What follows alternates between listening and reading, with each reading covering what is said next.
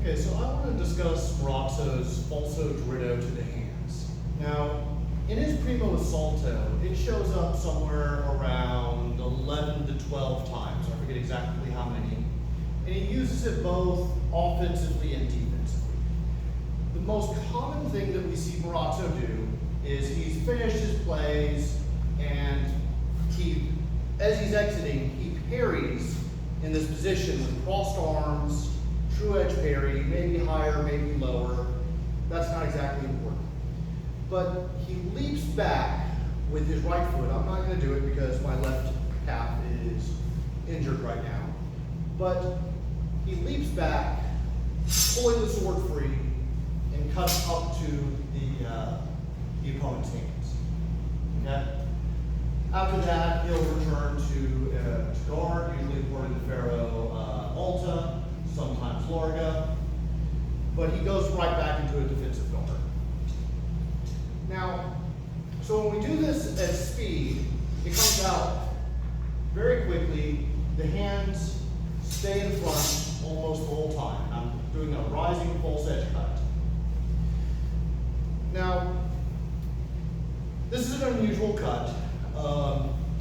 When using this in sparring, the person who's striking into you, they just feel a release on their sword's in the air, and usually you get a nice tempo of hesitation when they're not sure what's happening. On the person's end who's throwing the rising falso, it's a strange cut. When I teach it, I have a whole lot of students. They miss the edge alignment, they'll turn it into a true edge cut, they'll kind of flop around. So I'm going to talk a little bit about some of the sequences that we do to develop this cut. One is we go ahead and pull ourselves into that parry position, and I am going to take my left hand and I'm going to pull down, and at the same time I'm going to pull my right hand back. I believe this exact sequence right there, I'm pulling from Ken Harding. Anyways, down and back to get that tip back.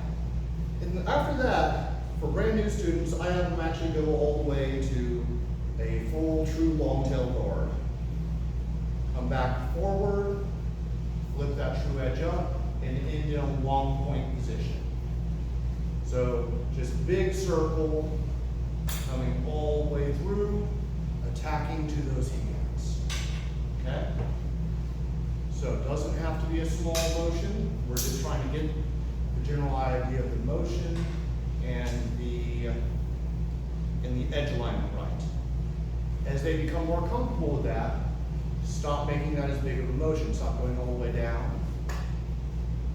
Leave it a little bit further forward. Eventually, you're going to get to the point where it all happens in front of the body. Okay, so you just have to take it slow, work on the edge alignment. That's probably the hardest part here, is getting that false edge coming up to those hands.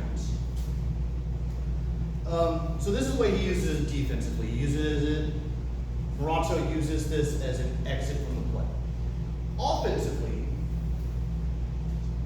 in part 2 of his primo assalto, somebody has thrusted him, he parries false edge, and comes in with a thrust with crossed arms. If they were to parry this thrust now, he goes ahead and pulls back, stepping to the side, and again attacking those exposed hands and arms. Stepping back in. Okay? So, again, this shows up probably more than any other cut in Marozzo's primo assalto. He believed it was important, and we should really practice it in a lot of detail, nice and slowly, get that edge alignment right, and it's actually a surprisingly powerful cut. All right, thank you.